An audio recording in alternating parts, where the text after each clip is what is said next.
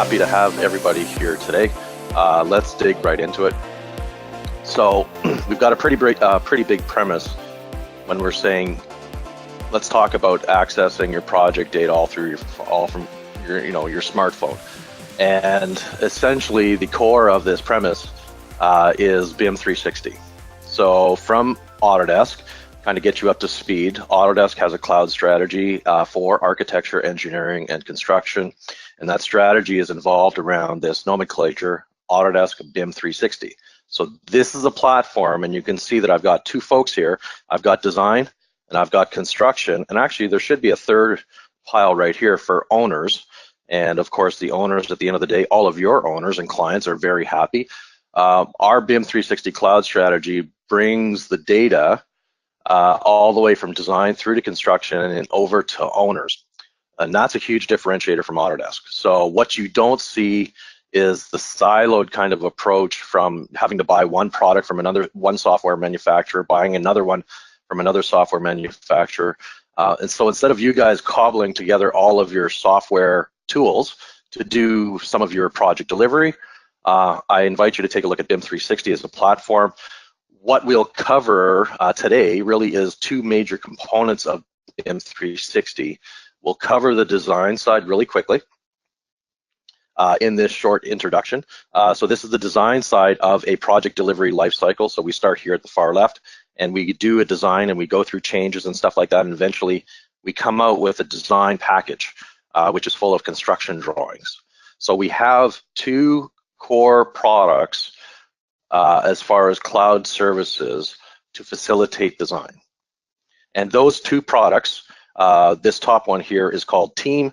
This one here is called Collaboration for Revit. I've got a slide that shows that up in the future, but it's really design administration for commenting, marking up, and measuring. So, your project managers, your project architects, engineers, anybody that just needs to redline and mark up, that BIM 360 team is for them. And instead of them using up an AutoCAD license or a Revit license, they can use just Team, which is actually far more cost effective, and to do these things. For your Revit people right here, and the Revit people explicitly and exclusively across architects and engineers, if you wanted to collaborate across a single Revit file at the exact same time and use the cloud, this is it. This is as close to as real-time collaboration on live design Revit files as you can get, and this is using Collaboration for Revit.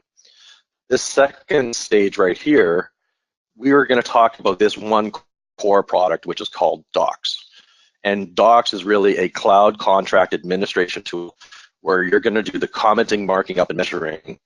Whether you're an architect or engineer, you could still use that for yourself as a firm. I've had some architects say, we just want to do this for ourselves.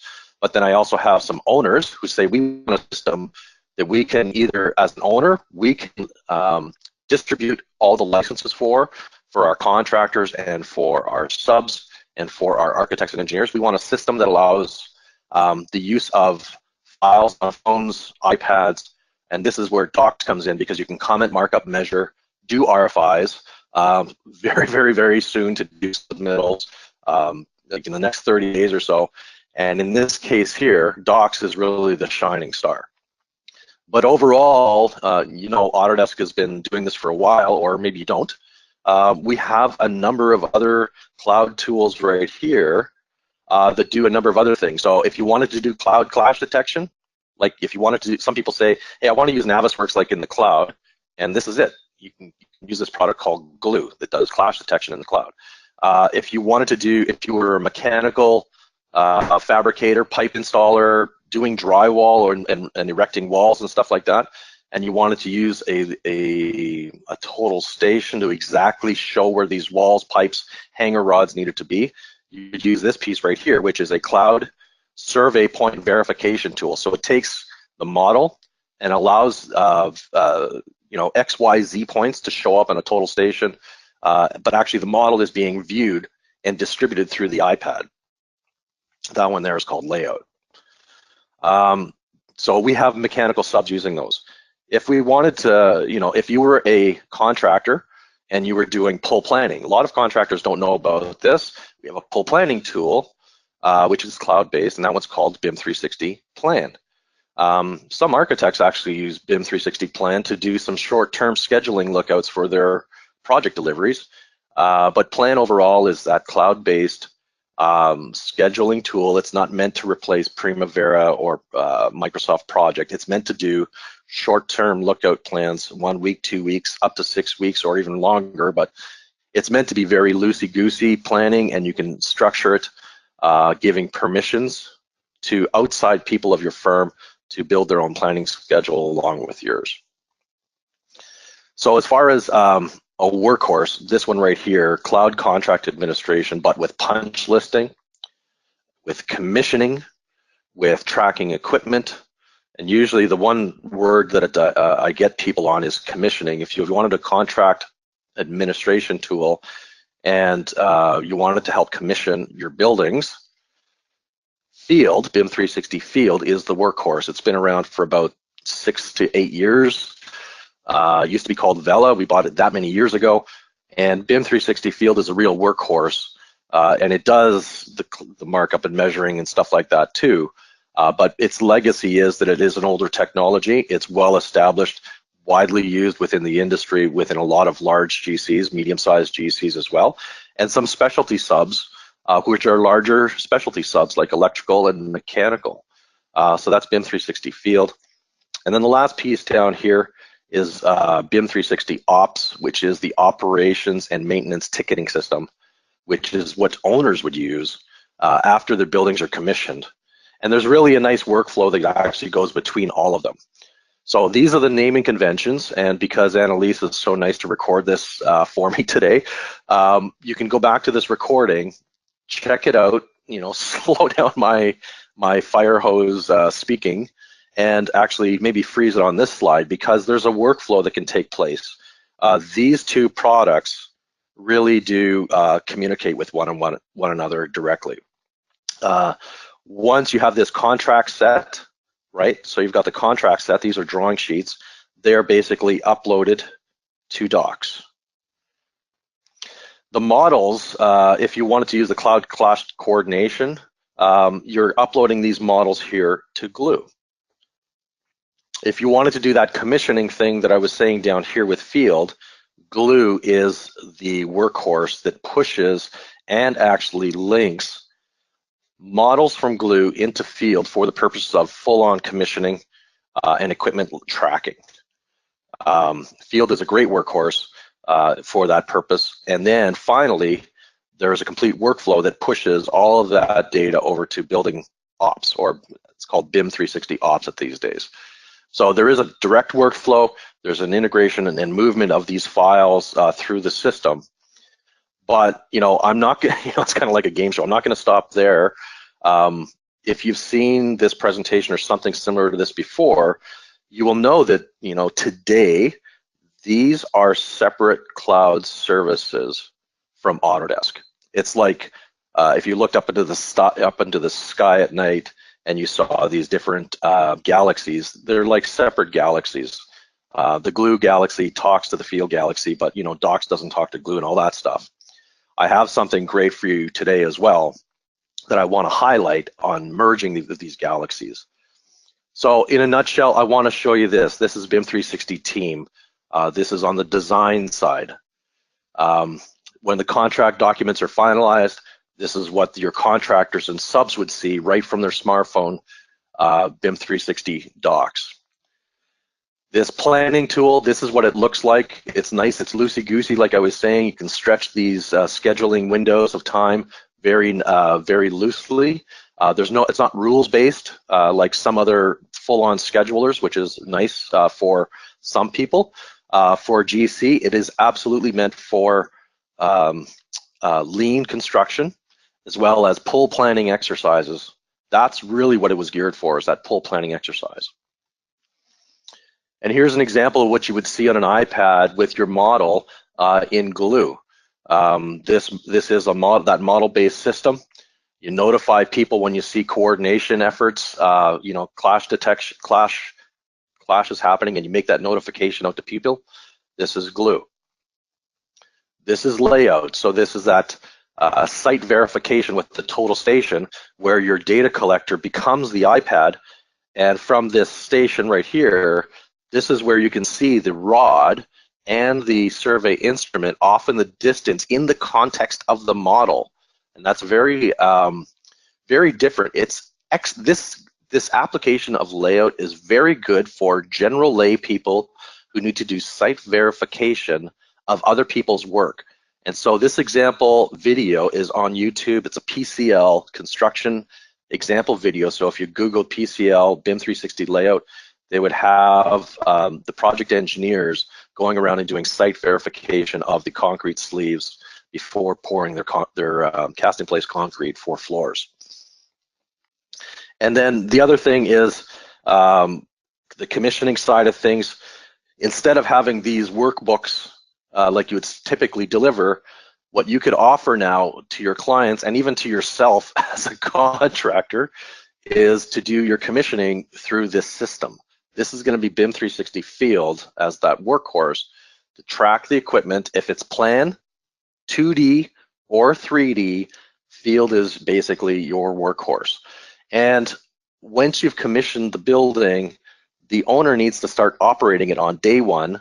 And I know that most general contractors are called back over and over throughout the first year or two of the building operations to say, hey, like, where is this system? Where is this shutoff valve? Where is this? Can you fix it? Can you find it? And so BIM 360 Ops ties the commissioning data to Ops, and right from the smartphone, an owner's technician or even you guys as a GC supplying services to that owner for the first 5 years of building ownership might be a good solution to have all that data for your people to go out back on site to fix either warranty issues or recall issues to the machines. So you're not doing extra work, you're just moving the data from point A to point B. And that's kind of what it looks like. Now, this is what I wanted to preview for you today. This is hot off the press. I wanted to give you a BIM 360 product update effective January 2018. So remember those universes or those galaxies that I was talking about here? So I was saying you had Glue as a separate BIM 360 service and it's its own cloud. You have Docs, which was its own cloud, and so on. So where we are going, and this is live as previews right now. We have originally called it betas, but that's not really fair. It's not beta product, it's previews. So the moral of the story is you will have a BIM 360 cloud, and it will actually just be called BIM 360. And inside of this BIM 360 cloud, you will subscribe to certain services that you want to do. So if you said, hey, Annalise, I want to do some document management and I want to do some model coordination, then you would subscribe to model coordination and the document management module. At the core, you're always going to have the document management module, but this is where you can subscribe to these extra services for the purposes of which you need to do. So if you were just a sub, you would probably just do some document management and maybe some model coordination. But it's all going to be within the same cloud. That's the big value that I'm trying to bring to you here. It's not separate clouds anymore. It's going to be all within the one cloud. You're going to be managing that one cloud with these different modules. So, take a look. Field management, doing checklists and issues. Model management, meaning that it's aggregation and clash detection. So if you put A and B together, what I'm saying is Glue will no longer be called Glue, it'll be called model coordination. One of the big things that we're really leveraging, and this is new for Autodesk, is giving you some analytics and some, performance metrics. So this is going to be a brand new module that takes some data accountability and usability and usage of your projects and bring it into something called Insight. And this will give you dashboards and reports on the health of your project. And lastly, over here, I think we've been touting this for a long time, submittals, and we've got RFIs today inside of the product, but it'll become a part of the project management module. So I really wanted to hit on that today for you guys because our current BIM 360 docs customers, as I understand, and field customers should be able to get access to these previews.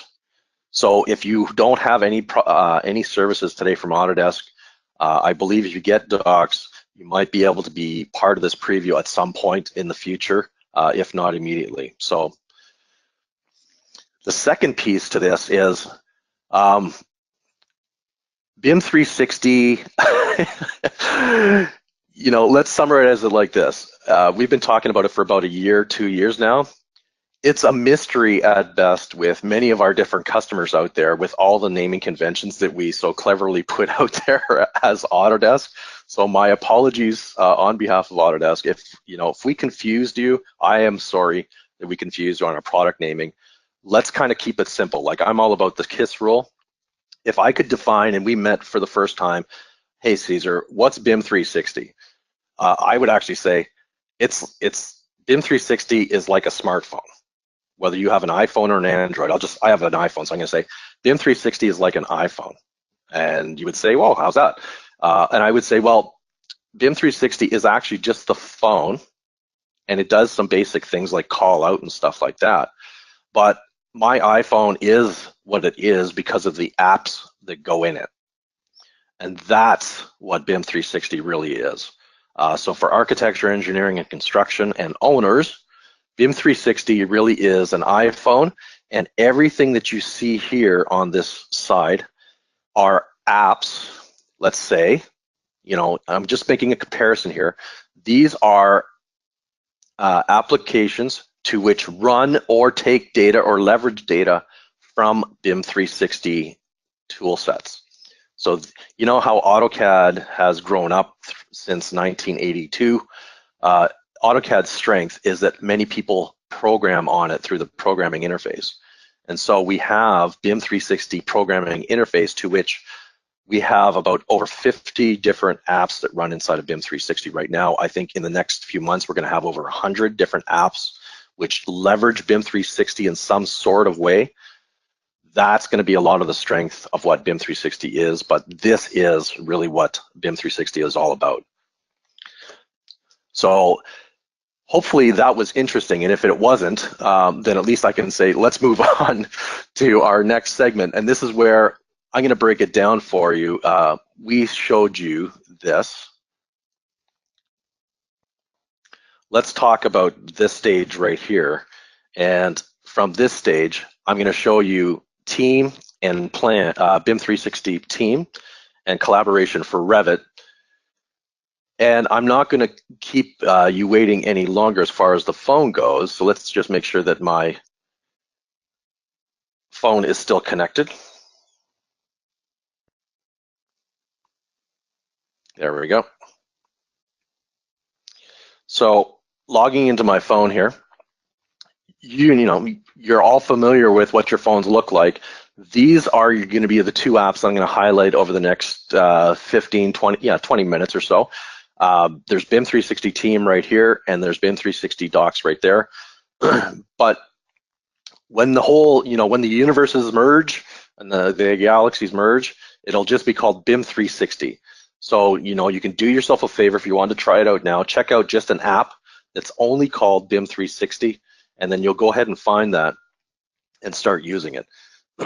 So from the design side, let's just talk about design right now. And currently, the tool that you would use today is BIM 360 Team. Right, this is what I was saying, and this is what Annalise and I were talking about, accessing this design data right from your phone. And you can see I've got data tab, I've got an activity tab and wiki pages, and I'm in the hospitals project. So when I look back, these are all of my folders, which is, there's my May 2107 project. There's another project right here. And I've got my hospital 2016, which I always use because I like all of the data that's in here. You can host a bunch of different file folders of your structured nature, your PDFs, your DWFs. But the real differentiating strength, and this is important that you remember this, is Autodesk and BIM 360 in general has its differentiator from all of its competition because we can show you views and marking up capabilities directly on native DWG or native RVT files. That's a huge differentiation. And so in your mind, this is where you would go into one of these files. So you can see even we show you native DOC and Excel files right within here too. But overall, you would go ahead and click on one of these models.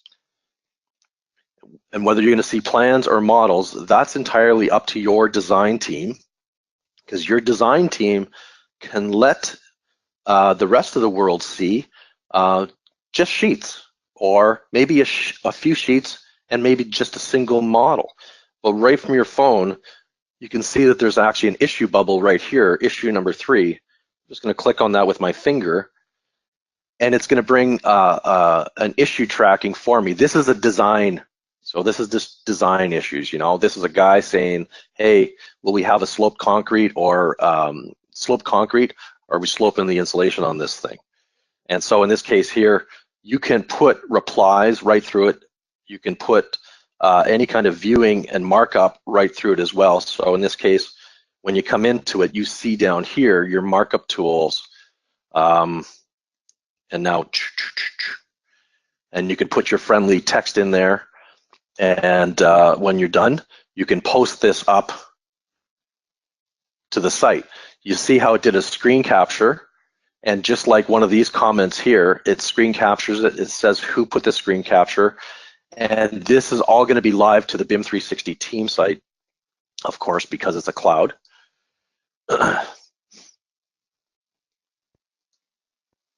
So when we'd come down into this June hospital, so there's my hospital right there, June 2016 hospital RVT.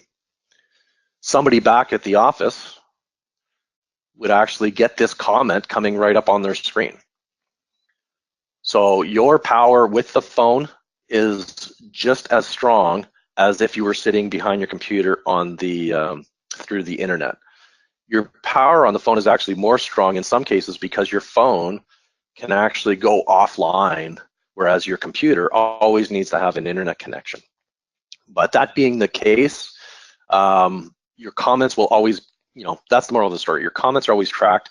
And for architects and engineers using Team, the Team becomes the digital paper trail that most firms carry as a historical view of the design development. So this overview of this project would allow me to see, you can see right here, there's my comment that I just made a second ago. It's comment number 6. And right from my computer, just go ahead and click on it to see what the heck that joker was marking up there. So I'm not touching my mouse. You can just see the green bar at the bottom reloading the model. And it just zooms and goes to that exact thing that that person marked up on their phone not too long ago. So this is a model view. But you know, that being said, we also have the paper sheet views, and we can just jump right into that. Like, show me the ground floor plan of this, and I'll do the same thing over here on my phone. Let's get out of this, and let's go into another view.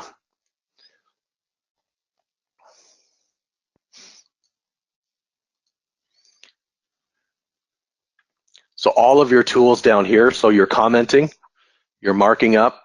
You can hide the comments and markups. You can do your measuring right there on screen too. If this was an AutoCAD drawing, you would have a layer manager to turn layers on and off, just like the old DWF was. This is like your old DWF viewer. And we also show the properties too. So when we choose on an object, you can choose that object and check out the properties of it. So this is the first stage in showing the phone. And yes, you can take a picture of things and associated with your design comments. But again, Team is all about design. Let's keep that in the top of our minds whenever we're showing us that. So one thing is, how do you get these models up to Team? You're right from your AutoCAD, or right from your Revit, you're going to collaborate and you're going to communicate, collaborate this in the cloud. So this model right now lives on my desktop. I'm just going to say Jan 2018, and let's stick this in my May 2107 project. Right now, when I say initiate, I am pushing this model up to the cloud, and Annalise and I and maybe 3 other people from our Florida office could all work on this exact same model at the exact same time in Revit. So this piece that I'm using right now is called Collaboration for Revit. And Collaboration for Revit uses BIM 360 Team as the repository for these models in the end for everybody to view and comment. So Revit people use Revit and Collaboration for Revit to work simultaneously. The rest of the team that's using AutoCAD, project managers using Doc, Microsoft document or Excel, they're going to use Team for marking up and so on. So let's fast forward a little bit here. Let's pretend that we've got our drawings on the go. And there's a lot more, and I know that Annalise has recorded past sessions. If you want to see a full-on presentation on Collaboration for Revit, either dial us up, send us an email and say, hey, where's your past presentations on Collaboration for Revit? I'd really like to see how we model in the cloud simultaneously. So let's change gears. I've got this project, which is now, we've designed it, it's documented. I want to see this full on inside of my document management tools. So where I'm going to go with my phone, just to show you as a comparison here, I'm going to go into Docs, and I'm going to put this just side by side so we can see it quite nicely. So overall, I'm inside of, this is my account. So when you buy an account from Autodesk, you'd buy the licenses and you would allocate them to the people and the projects. But this would be your company name right here. And then these are your projects to which you are working on. So you can see I've got Bella for Docs, I've got Can-Am, I've got Retail, Princeton. So these are my projects that are based inside of this account. And this hamburger menu right here is where you're going to see the exact same thing. Here's all of my projects. So right from your smartphone, let's focus on the phone here for a second. This is where the viewing is quite nice. So it's telling me right here, hey, Caesar, you've got this floor plan, and it's got 9 of these markups, 8 issues, and 9 RFIs. So when you click on it with your finger,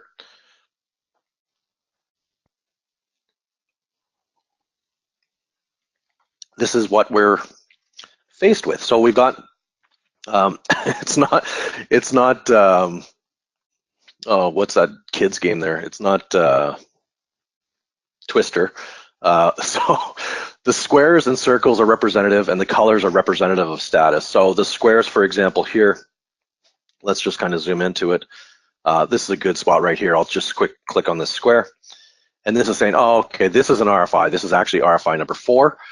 And the RFI from the sub, because we've given access to Docs to the sub for this, he's saying, what's the is this the cable drop location? And we actually invoke a workflow in Docs for RFIs. The RFI is created and then it's submitted to the GC. The GC can answer it and then just send it back if they know the question.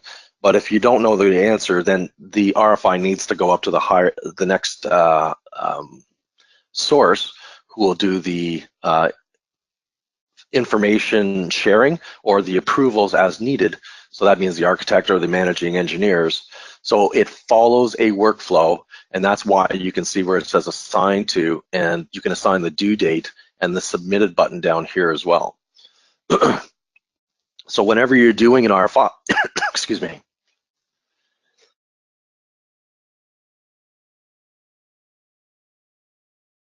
whenever you're doing an RFI, you don't just add questions to it. You also add things like things like images. So that's what the paperclip is here. So from the paperclip, right from your phone, you could either go and grab an image from your camera or your library, or a file from your camera or your library. So let's just choose camera. And then there we go. There's the image right there. Some nice Autodesk lip balm. And let's use that photo. Cool. So now this is going to be attached to the RFI, just like you would traditionally do for RFIs in general. And it's tracked through the date, stamp, and who did it. And we could also go back through this menu system up here to see, we're in this one drawing, what other issues are taking place? And the issues are, you can see the color coding, and that happens to be the circles, those circles in my twister game on my drawing. And then we can also click up here and check out the markups. So your markups, this is in the context of contractual documents by the people who are contracted to work and do this information here. A lot of power behind all of this in the end of the day. So right from your phone, accessing it, and we can access those 3D views as well. Some nice little tools to have right from your phone is you can go from sheet to sheet very quickly through these arrows. So let's see the next sheet, and the next sheet. And what you don't know, but I'll tell you because we're all part of the same family for the next 20 minutes or so. This was actually all of these sheets that are showing up here. So all of these sheets, A1, A102, A201, they didn't get uploaded a single sheet at a time. So whether you use PDF or whether you upload a Revit model, the sheets will automatically be extracted. That's important. And what that means is in a multi-sheet PDF, it will auto-extract all of the sheets, number one. Number two, in a PDF world, it will also take a look at the title blocks and extrapolate. That's a big word for me to use on a Tuesday. Where's it even Wednesday? It will take, extrapolate the context of the title block if it's a PDF. So it will do an OCR recognition on vector-based or bitmap-based PDFs, and it'll extract the name of the sheet, the number of the sheet, and you can also add additional data fields if you wished to extract other parameters from this title block sheet automatically. That's PDF. But if you just uploaded a Revit file, it, because it's part of the Autodesk family, it knows what a title block is, and automatically, without any definitions from you, it automatically extracts the name of the sheets for you. That's really important. So what you get in the end are all of the sheets showing up in your plans folder and your shop drawings folder. And you can put all kinds of information up there, and you can see it in case I go offline, it's synchronizing my phone or even my iPad, because my iPad does the exact same thing and looks exactly the same, except it's, 2 cell phones wide. But the iPad works exactly the same as the iPhone. And so does your Android device. So, I'm discriminating, but this works on both Android and iOS. So let's kind of push this to the side for a second here and focus just on my bigger screen. So in my plans, the way that you would start working with docs is we don't give you the subfolders, you make them up yourself. And if I had to just start from a brand new conversation in docs with you, what are the different ways that we could start to use docs? Well, I've had some GCs as well as some owners of building projects, or maybe even managing architects of projects. If you need to do bid receival, like if you need to receive bids on your projects, you could use docs to do that. So for example, whenever we make a new subfolder, we're going to say bid from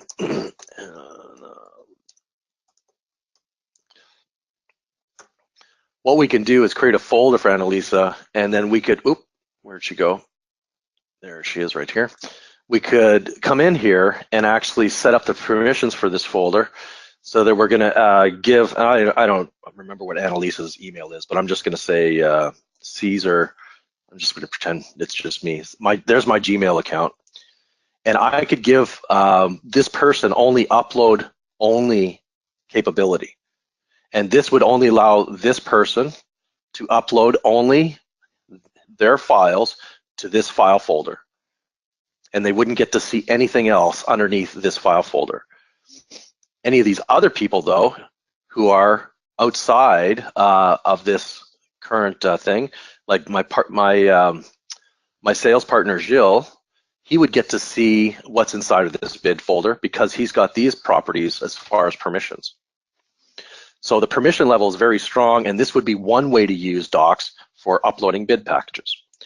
Once you have the packages up there, you can make these folders whatever you wanted. You could create the folder structure by specification type, just by generally speaking.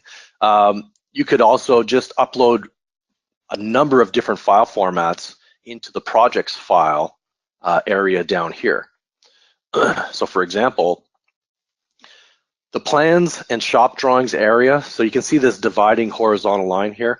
This really means that these are real contract sets as far as drawings are concerned. Drawings and models typically live up here. But if you had supplemental contracts, Word documents, zip files, miscellaneous files, which are just, they're meant to be part of the package, you could put them down here in the project files.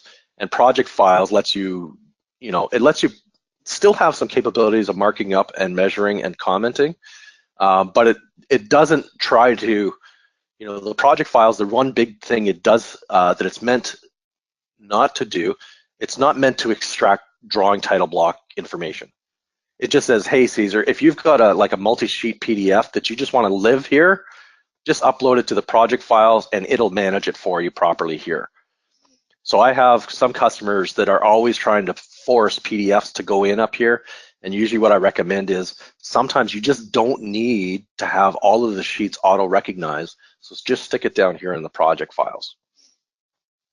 But you can see this is my project files area overall. It looks very similar to my plans and folders side. Now let's move on. We're going to spend another 5 minutes and then we'll open it up for some Q&A. So that's, I guess this is my this is my dinner bell kind of announcement.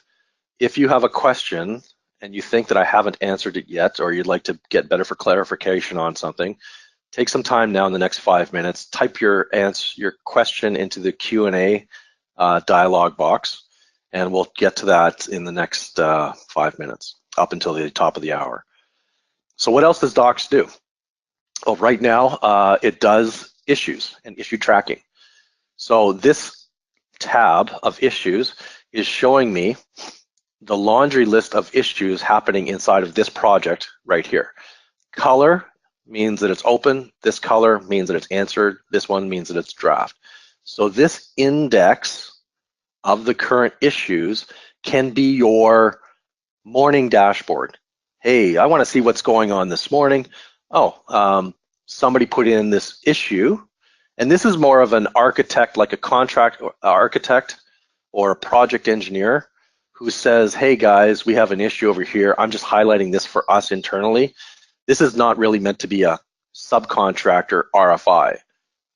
So my internal engineering issue is this corner detail. So the detail information is here, who is assigned to, what's the due date on this issue, but the activity around this issue really starts to show some things which have been appended to this issue, like they put a picture associated with it as well. We would look into this issue, it would bring the issue details to the forefront. So when you start clicking on things, it thinks that you need to start working on this right away. That's how you can use this issues. I call it an issues index or an issues dashboard. And if you wanted to export this dashboard out to say, like, how's the progress of our job going, you would export this out as a PDF or a CSV report. It would basically be an itemized list. It will not show you the details of item number 25 when you're doing this export. So today, and listen to my words carefully, today we'll give you the list. In the future, we'll probably give you a detailed report of every single line item in a detailed report. But today it gives you that quite nicely. And the RFIs, same thing. This would be your morning dashboard of what's going on in our project. Give me an RFIs index of what's happening, what's overdue and overdue. It has a filter tool to which you can actually filter and look for RFIs by a certain company or a certain person, or RFIs have been created between a certain date or due on a certain date. So the filtering tools help you to manage the laundry list, because this is a really short list compared to what most folks would get. I've only got like 20 or so RFIs, but there could be possibly hundreds of RFIs, and that's how you would start to manage it. And the same thing here, you can create a PDF report or a CSV report of these RFIs. Now, what it starts to look like, we are looking at this project with the base module of document management. So what used to be called BIM 360 Docs got renamed to Document Management a month or so ago. And so this is called a module. And when you're going to sign up for Docs in the future, it'll just be called Document Management. When the other modules become available for sale, they will show up inside of this menu structure right here. So for example, this one right here is showing me I've bought a base services of Docs, and I only have access to the Document Management module. If I show you a project that has more services assigned to it, like the ZZ insurance, is it ZZ or is it ZZ? I don't know. I keep bouncing between the two. Let's go to this project, and now as an administrator to Docs, what I said, I created this project and I bought more services from Autodesk, which means now this project has access to the project management module, the model coordination module, the field management module. There's one more module it's missing here. It's called Insight. That could be another one. Insight, I think, will be included in to anything that anybody that gets anything. But right now, these are all previews. They're not betas. That's a bad word.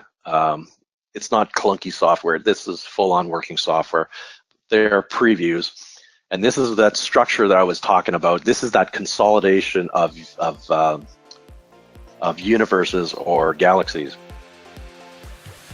So that's what it'll look like. Stay tuned for that. If you have Docs or Field today, you should be able to get access to these modules.